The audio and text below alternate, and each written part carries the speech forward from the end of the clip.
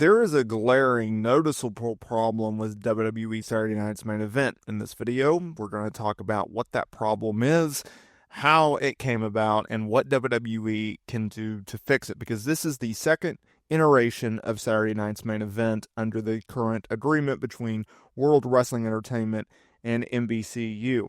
Now, in December of 2024, well, the first one came back. It had all the nostalgia, it had all the fanfare, it had all the hype. And when they returned less than a month later, or a little bit over a month, I should say, well, there was a lot of intrigue about this show because, number one, it was such a quick turnaround, and number two, it comes a week before the Royal Rumble, one of WWE's biggest events of the year.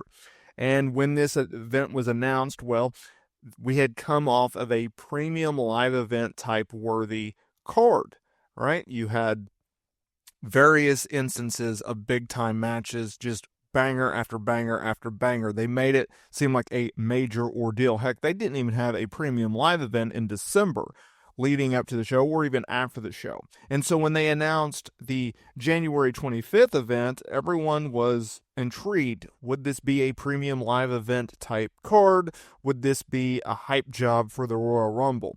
And as the matches started to roll out, it had a lot of potential. And don't get me wrong, I am not saying that this is a bad show. It's far from it. I actually really enjoyed it.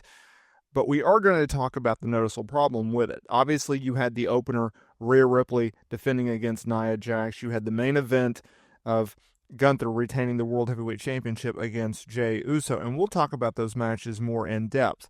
But as I woke up on Sunday morning and I was going over the metrics of how my review show went, well, I was a little disappointed, and I wasn't alone because the intrigue, the interest was not there. And I was going through y'all's comments because that's how I get my feedback, and I wanted to see what worked, what didn't, what you guys liked, what you didn't like. And as you can see, there were many, many comments talking about how this show did not feel important. This show did not feel like the first one. This show did not feel like a premium live event type worthy card.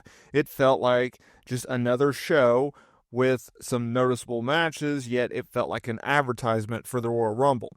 Now, before we further discuss this, I think it has to be, made clear this show was never going to be a premium live event type card. It was always going to be an advertisement for the Royal Rumble. Literally, WWE told you that in two different ways. Number one, they booked it a week before the Royal Rumble. How much hype, how much intrigue, how much of, top tier matches can you add to this card when you still have to build up the Royal Rumble? Number two, as soon as they announced that there would be a contract signing between Cody Rhodes and Kevin Owens for their Royal Rumble ladder match for the Undisputed WWE Championship, which would have been hosted by Shawn Michaels, well, that was your number two and most obvious situation. Your obvious clue of, hey, this is what to expect. Yes, you had big time matches on there, but you also had not the same feel. There was not as much hype for this show as the first one. Yes, you had advertisements. Yes, Hulk Hogan was doing his promos, with the video package, and they aired that quite a bit during SmackDown and NXT and even a little bit on Monday Night Raw on Netflix. It just didn't say it had the same hype.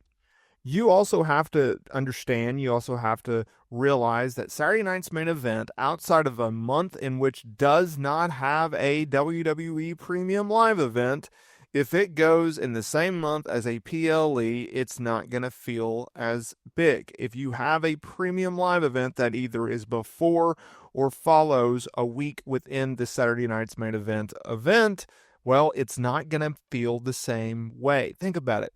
There was nostalgia, and this is a perfect example of nostalgia.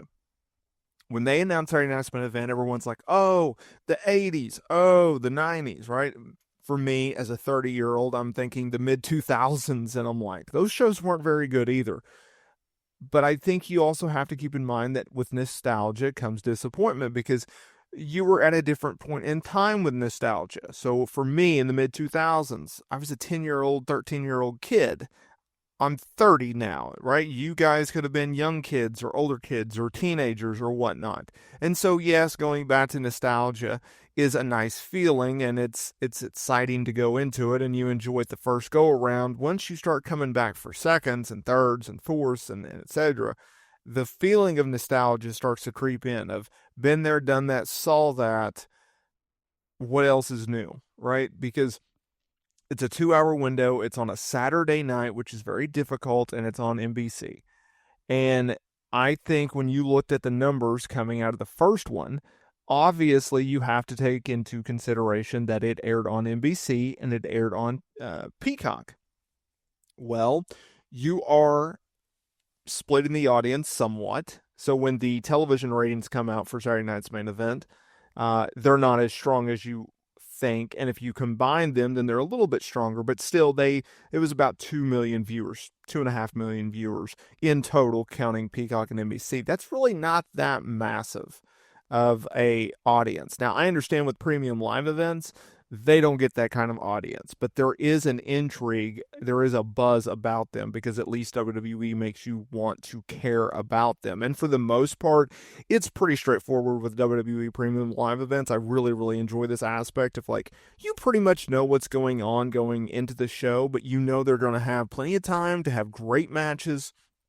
The finishes make sense, the storylines make sense, and it's a fun time, right? You look forward to it. They've moved up the hour, the start hour to like 5 o'clock Central, 6 p.m. Eastern. You're done by 9 o'clock. You go in, you enjoy it, you come out, no big deal, and it was a good night, right? AEW, my God, you have to drink cups of coffee and energy drinks just to survive the 5 hours of just nonstop action, to the point where it's detrimental to the product. Saturday night's main event falls in a weird category because they're trying to book a television show with premium live event type matches, and that never works because you need no commercial breaks. Commercial breaks kills the flow of the matches. They also get repetitive and very formulaic and very predictable. That's why, in my opinion, you should not do big time matches on television because it takes away from the feeling. It takes away from what premium live events can and should be. And so if you look at it like that, then yeah, you know going into these Saturday night's main events, okay, the first one was very, very special, but going forward, we kind of know what we're going to get. A lot of you guys criticize WWE for it being very, very predictable. I would agree. Every match was very predictable outside of the Jacob Fatu Braun Strowman. You didn't know how that was going to go over, and obviously Jacob Fatu put over Braun, but it was via DQ, and they absolutely destroyed Braun Strowman, which was fantastic. I love that angle. This is not a, I hated this show. This was not a WWE is terrible type video. It's not. It's just a fact of, like, we all have to admit, there is this noticeable problem with WWE Saturday Night's Main Event, and I think we all need to just accept it and know about it going into the next show.